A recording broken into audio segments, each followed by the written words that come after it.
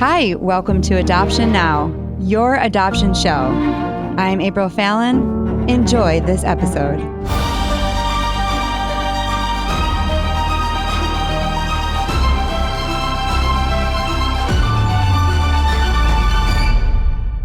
Welcome to Adoption Now, your adoption show. I'm your host, April Fallon. I am the mother of 4 adopted children. We are having so much fun in season 6. We love talking about adoption. And honestly, we have learned so much from this show. Today's guest is fascinating. I think you are just going to be so amazed at how far we've come in technology, and adoption is changing. The pandemic changed adoption, but over the years, things have changed because of the high number of adoptions that are happening. And we have 1.2 million families waiting on lists to be matched. So adoption has completely changed within the last 10 years, but it is even changing now in the last year. So I'm excited about today's guest. She is a 2-time adoptive mother and the co-founder and CEO of PairTree. You might be like, what is PairTree? Well, we are going to find out. Please welcome Erin Quick. Hi, Erin. Hi, April. Thanks for having me. I'm so excited to talk to you. But first, before we get into this amazing company you have created, let's talk about your adoptions. Why did you choose adoption?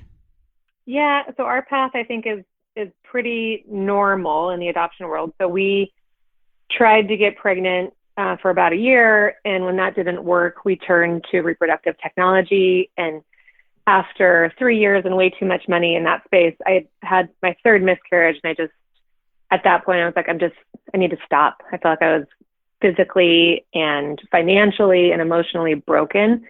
And we'd always kind of had this conversation that like, hey, let's have one and adopt one. And I recognize how naive that sounds now. But so after the 3rd miscarriage, I said, let's move to adoption. And we landed in the world of adoption thinking it was going to be easier. And we're just blown away at just the incredible complexity within the adoption space, even, from everything from choosing the path in adoption to the type, the method, and then obviously time and expenses. And so we ended up using what is often referred to as the self-matching methodology. And we're lucky enough to have 2 successful adoptions within 3 years. Let's talk about that method. Yeah. So I think I just don't think a lot of people know that it's an option that exists. But so for us, we had spent so much money in the reproductive technology space that we didn't have the $40,000 to $60,000 to pay an agency, and so we were somewhat forced to find another method. And luckily, we had some family friends that said, you can build your own team for adoption. You don't have to use an agency.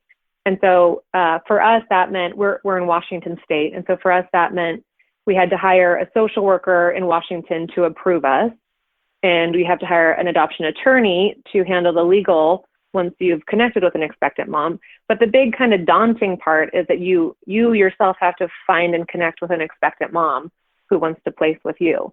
And so I think that's where people get really intimidated by that process. But my first adoption was now almost 8 years ago, and even then there were kind of websites that existed that to pair adoptive families with expectant moms. And so we hopped on a couple of those, and within a couple of weeks, we found ourselves in Michigan with our son. And then 3 years later, we used the exact same methodology, and we found ourselves in Houston with our daughter. And I think the big incentives for doing it that way is, one, I think if you're just somebody that likes to have a little bit more control over the process, it's a good process. And then 2, it's often a lot less expensive. And so, for us, our processes were both under $15,000, including all legal and birth mom expenses. And so I think that's where it gets really attractive to families. Wow. Did you run into anything where it was scammy or you just didn't trust that process?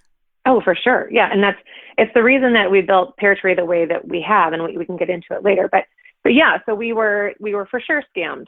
And I think, and one of the scams that I'm happy to talk about is, I don't know if it's scam or catfishing, but in our second adoption, we connected with a woman who she was a second-time mom. She had an 18-month-old, and she was explaining to us. I mean, she had such a thought through story that made sense to us. And I think the thing that I think a lot of adopting families can identify with is when you're on an adoption journey like this, you make all kinds of allowances for people because you recognize that you're talking to people that are in very different circumstances than maybe you've ever been in.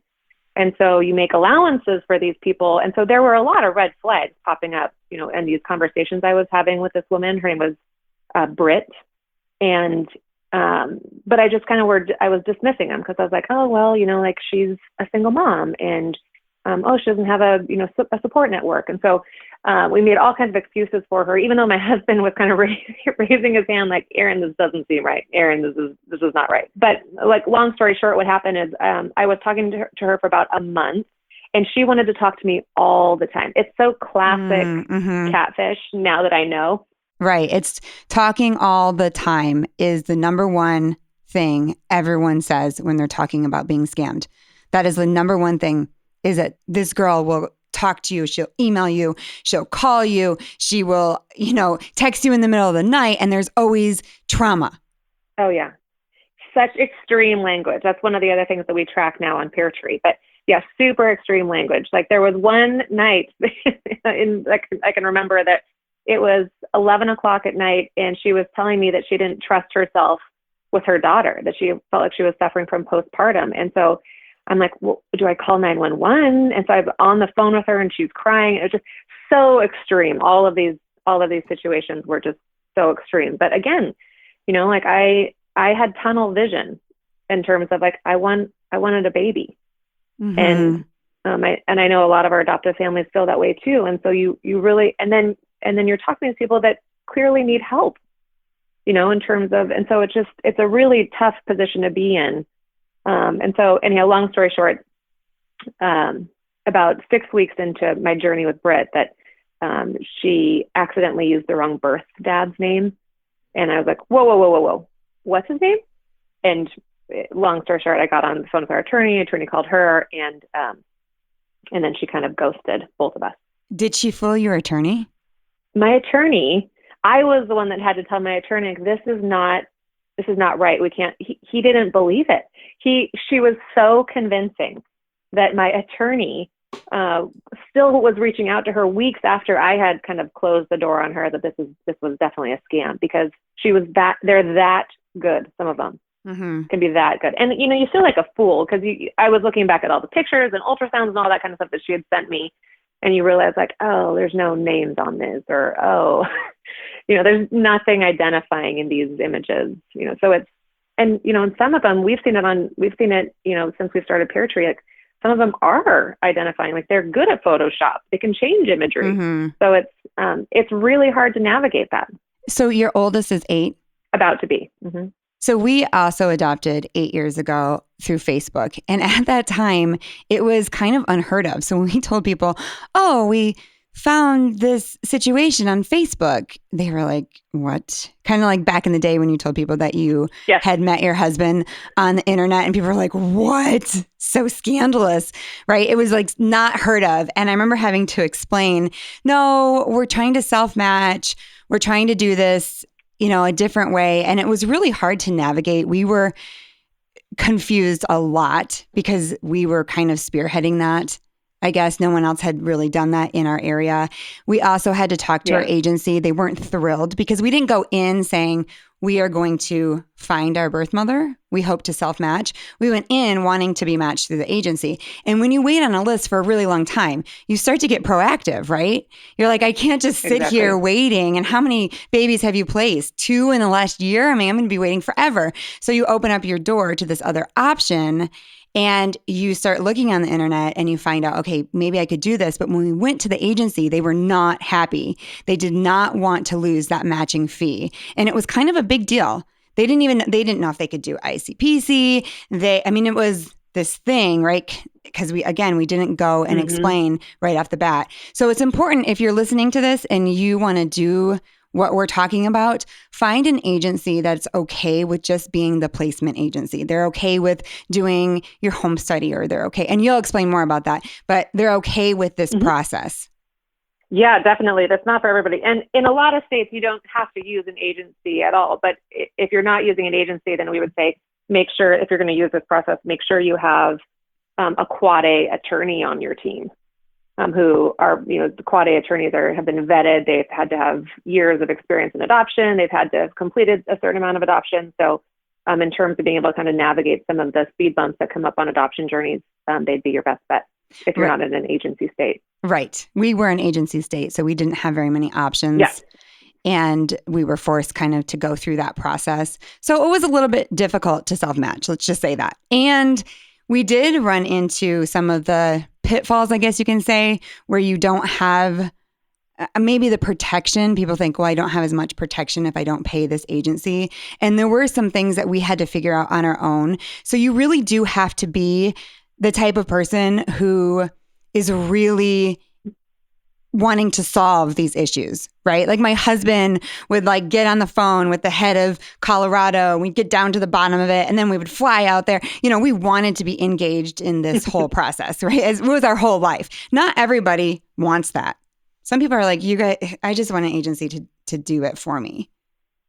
Definitely. Yeah. And that's what we tell people. So we call it, self-navigating adoption, and it is not for everyone. And it's the reason, I think people are like, oh, or do you compete with agencies? And I say, absolutely not. We're just a different method. And in fact, we partner with a number of agencies because agencies do wonderful work. And for people that have the money, then, and are wanting someone to kind of handhold them through literally every step of the process, that's great. But for people that can't work with an agency because they don't have the money, or they can't work with an agency because the agency has certain religious beliefs that won't work with them, or you just don't want to work with an agency because you do like having a little bit more control over the process, or you're willing to be more hands-on, then self-navigation, I think, is a great option. Talk to me a little bit about your first adoption, your birth mother, the process. Did you fly out there? Were you in the room? Yeah, it was really fast. So our first adoption, so again, and I think we find this often, that we didn't know what we didn't know. And it happened so fast. So we were approved to adopt, and we were kind of digging in for the 18-month wait that we had been told it would probably be. And within a few weeks, we were contacted by this expectant mom, and she was 39 weeks pregnant. Wow! And she contacted us on, I think it was a Thursday, and said, "Can you be in Michigan this weekend? Me and the birth dad would like to meet you for lunch." And so, we found out later that she had asked 2 other couples to do the same thing. And so she was basically putting us through kind of an interview process. Wow. And so my husband and I flew out, and I don't think I've ever been more nervous in my life. Literally shaking at lunch, couldn't even eat. I was so nervous. And what do you talk about? That's what's so hard. It's like, oh my gosh. It's so awkward. Yeah, so awkward. So we just kind of, like all of well, first of all, they walked in to the restaurant, and they're just both happen to be incredibly good looking and just super friendly, big smiles. And so it just kind of felt like meeting new friends for the first, I don't know, hour. And then finally after an hour, I said like, hey, should we talk about, what we're all here for? And so they got into a little bit more of some of the questions that they had for us. And I was literally ready for the Spanish Inquisition. And they only had 1 or 2 questions that were kind of deal breakers for them. One of them was, the one that I really remember was, do you believe in public school or private school? And I was like, oh man, I hope I have the right answer to this one. And what'd you say? So I said, we're both big public school people. We believe in the public school system and public education. And they were like, great. Wow. Because they had both gone to private school and thought it was kind of elitist, and they just didn't want their kid to be raised in that system. So, oh my gosh, I have goosebumps because how funny. In your head, you would think they would want private. And then you said public, and they're like, yay. Yeah, exactly. And that's why it's really important to be honest, right? Don't try to guess what they want to hear. Just honestly tell them, because if it's not a match, it's not a match. It's better to just be who you are. And that is so hard to tell adoptive families, but it is so true. Yeah. And so like we had such a great lunch with them that they were like, well, what are you doing tomorrow? Do you want to go wine tasting? Wine tasting. What? Yeah. And I was like, is this a trick question? Am I supposed to say no to this? But I happen to love wine, and I actually think I'm my best person when I'm drinking wine. And so I was like, yes, I would love to. And so we went wine tasting. They took us to some of their favorite places. Obviously, she wasn't drinking, but took us to some of their favorite places. And then we went out to a wonderful dinner that night and just had a great time. Just really hit it off. I'm from Michigan. Where are these wine tasting places? This was in Saugatuck. Wow. Oh, okay. So northern? Yeah, northern. Mm-hmm. Okay. I can believe it now. I'm like, I never went to wine tasting. Is there even a vineyard? Yeah, and it's not, I would say it's not like, it's not Napa or Sonoma, but yeah, that's so cool. Different kinds of lake wine. Mm-hmm. Yes. What was the second question they asked you? Second question was just about the level of openness that they wanted. And so they were in a situation where they were requesting that the adoption be legally closed, but that was for some outside circumstances. And in fact, they were hoping to have an open relationship with us, but they wanted it to legally be closed. I think they were worried about the potential of other family members finding out. Did they have other children? Yes. Okay. Mm-hmm. Well, you answered the questions correctly. I always laugh because we had a show where the birth mother said she didn't choose a family because the lady had a perm.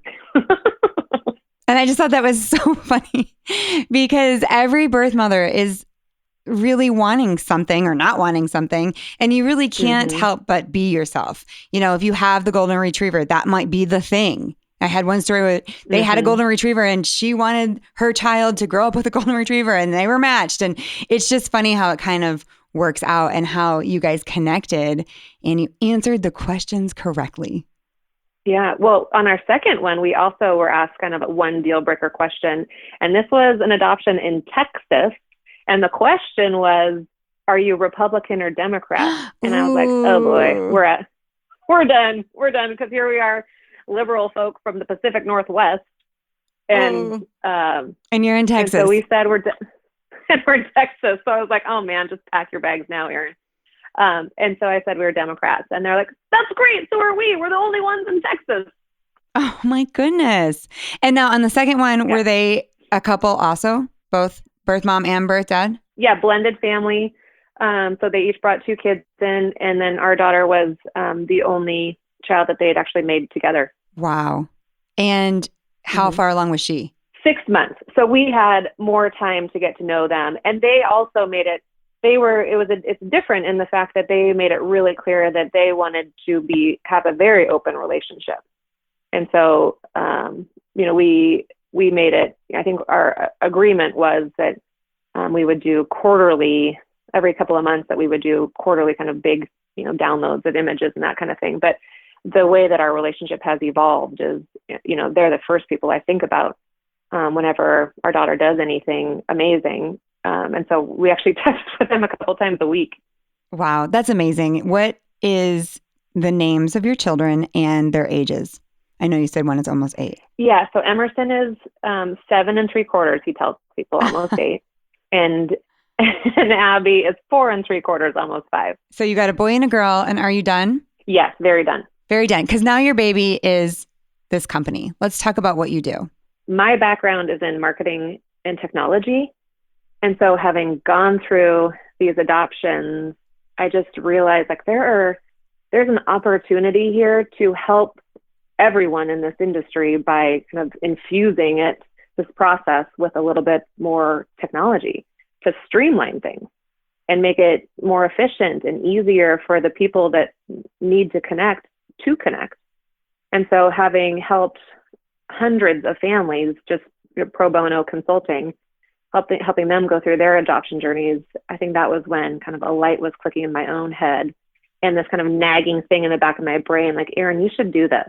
Like you have the skills to do it, and now you have the adoption experience, and it's something that just needs to be done. So you should do it. And I wish I could have turned it off, but I just couldn't. And so I think for me, this is like a passion project for me that I need to see this through, because I think I think, like you had mentioned, the adoption industry is changing. And, this is the first time in history where both adoptive families and expectant moms have grown up with the internet and online dating and social media. And so they're more comfortable starting these relationships online, at least, and then moving into the real world versus the opposite, which is what kind of the conventional method has always demanded of them. And so I think now is the time that there's a place for technology, and I recognize that it needs to be a balance. It can't just be technology, but that's the goal of PairTree, is creating an adoption platform that uses technology when we can to make it more efficient. That is, constantly balancing out with the people behind the technology at PairTree as well. So you can do an online home study? Yeah. So the way that we explain it is, so on every major adoption journey, there are 3 milestones. Milestone 1 is you have to be, for adoptive parents, I should say. For milestone 1 is what's called the home study. You have to be approved to adopt in your state. Milestone 2 is matching, and then milestone 3 is legal.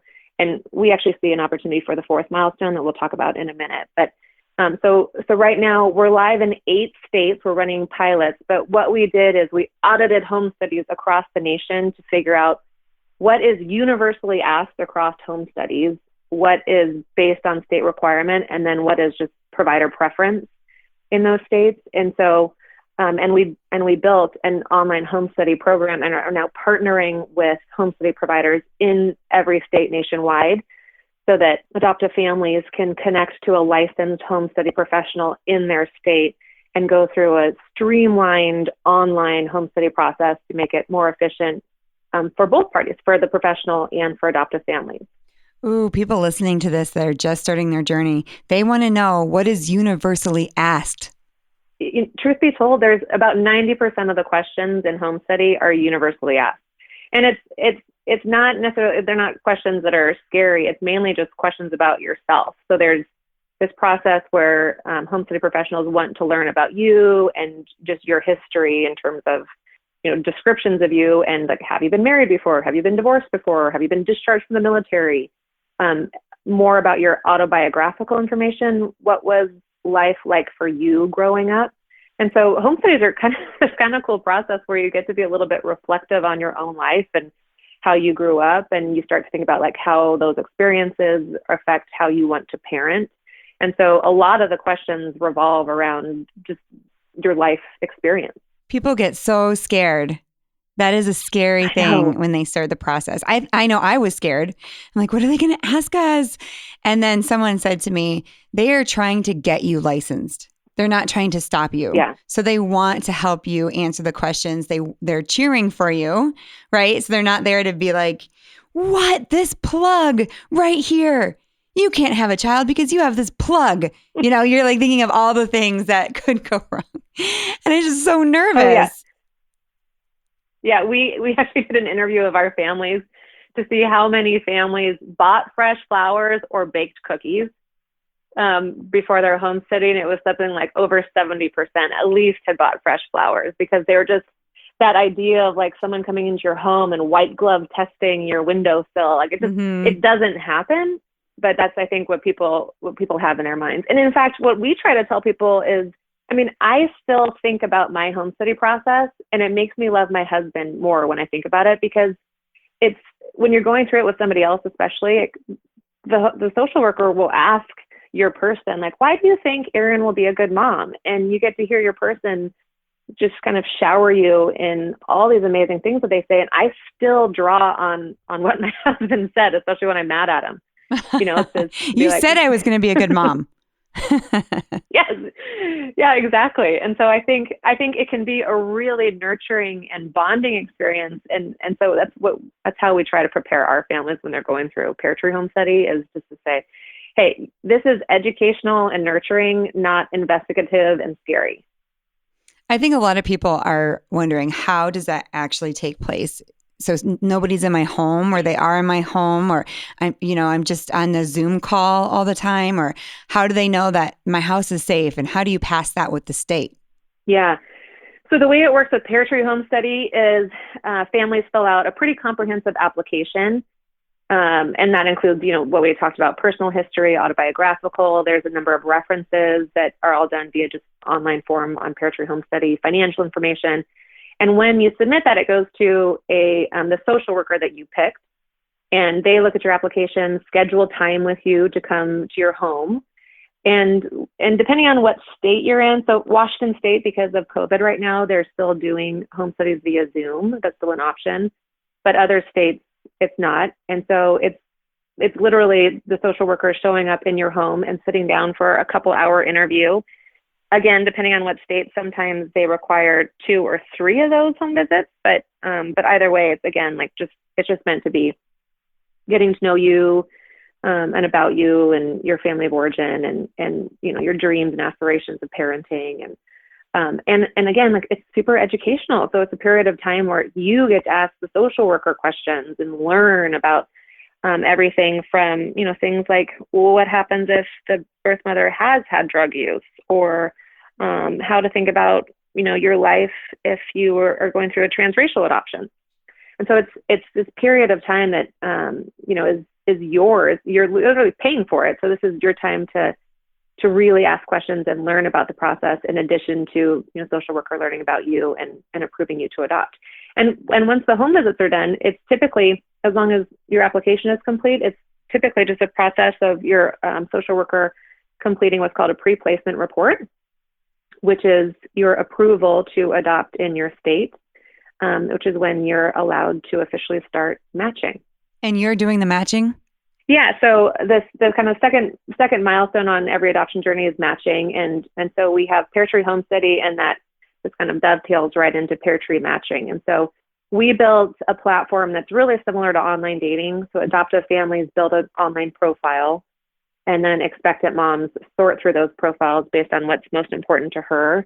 And we see anywhere from 8 to 50 expectant moms register on PairTree every month.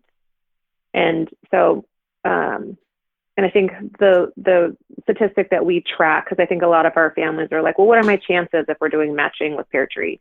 Which I think is an excellent question to ask any platform that you're using or that you're paying to match on. And if your platform can't give you an answer, that's a bad sign. And so I think for us, we use online dating as a metaphor for what we do at PairTree matching. And just like online dating companies don't track marriages, but they do track how many conversations are happening and how many people are going on dates. So we track what we call engagement, how many expectant moms are actually engaging with our adoptive families. And right now we're at a 70% engagement rate, meaning 7 out of 10 expectant moms are actively engaging with our adoptive families' profiles, favoriting them, messaging them. And so we feel really confident about that. And one of the other things that we track is a ratio of how many adoptive parents are on the site versus how many birth moms are on the site for expectant moms. And so for us, that we don't want that ratio to go over 7 to 1, because we want to make sure expectant moms are given, an ample amount of choice, because we feel like that is uber important for an expectant mom. But we also want to make sure that we're providing adoptive families with some sense of opportunity that they will be able to connect. Right. I think that's really good. Sometimes, well, in the past, a mom has had 30 families to choose from. That's way too much for her to even process. And so really asking her, what are you looking for your child? And then limiting the people based on what she wants. Yeah. And so we have really cool research. So we survey constantly our adoptive families and also our expectant moms. And so we are always asking expectant moms, what are the most important characteristics of an adoptive family to you? And then we weight those when we're presenting her with options for adoptive families. So always number one for expectant moms is personality of the adopting family, which is why we use personality-based matching at PairTree. And always not option number 2 is open adoption. And very, very shortly thereafter, in spot number 3 is education.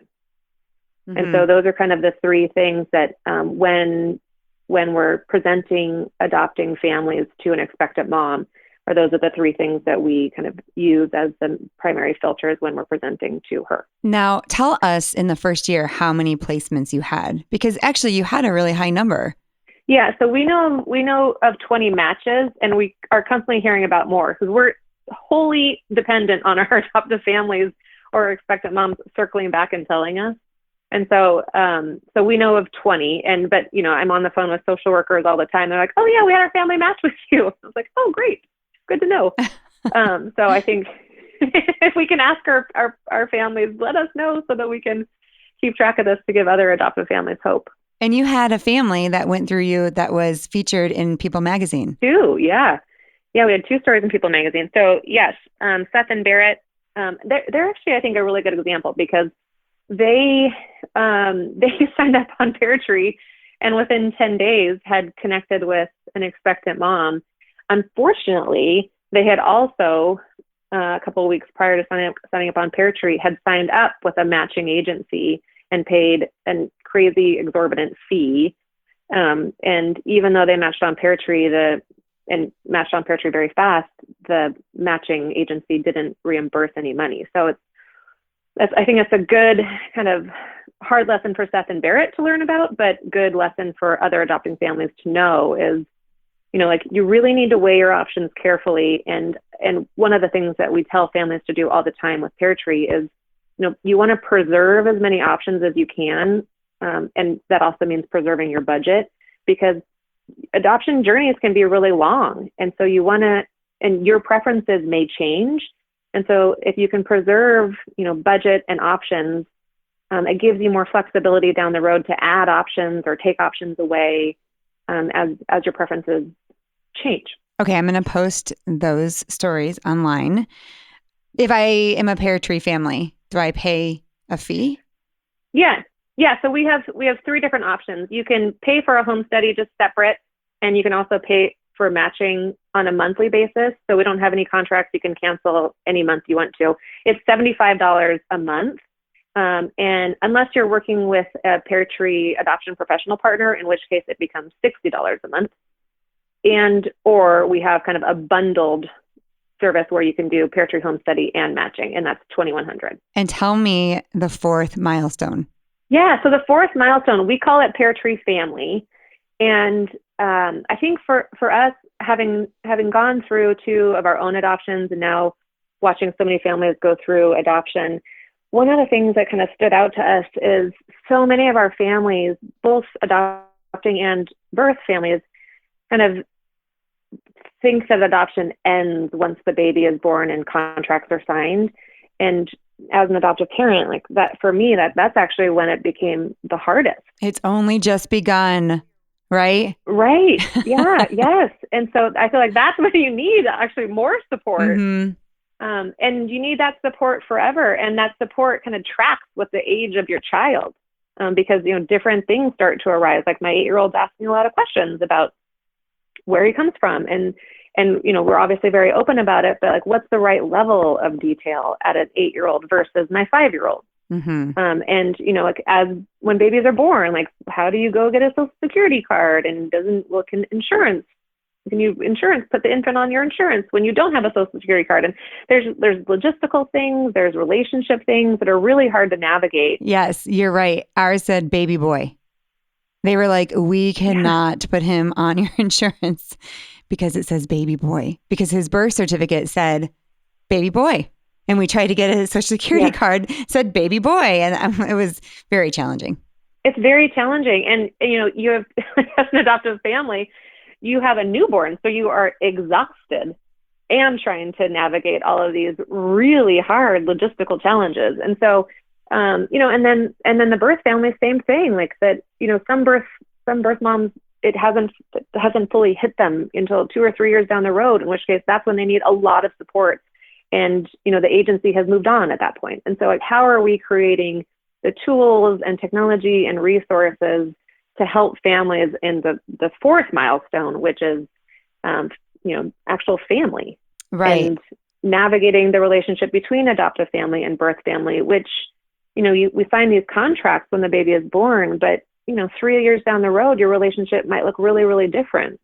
And so how do you navigate all that? And so that's kind of the piece that we'll be working on in the near future. That's exactly the piece that we we are representing as well. That's so important, that community afterwards. You really do need the community because we are a different family. We have different answers. Mm-hmm. We have to go about things differently. And I'm okay with that as long as I've got people with me, right? As long as I'm building this community of people that get it. And that's what's so important is I just want to be around people that just get it.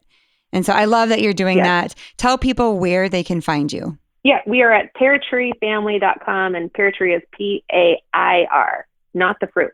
Oh, good. I'm glad you spelled that. Thank you so much, Erin. I so appreciate you coming on and telling your story and what you're doing for the adoption community. Thanks, April. Yeah, I'm thrilled to be here. And I'll give you a promo code so you can share that with your families too. Oh, yay. And also, how'd you hear about us? About your podcast?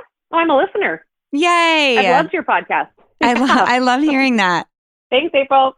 And thank you for listening. If you have an adoption story you'd like to share, please email us at afallon@adoptionnowpodcast.com. See you next episode.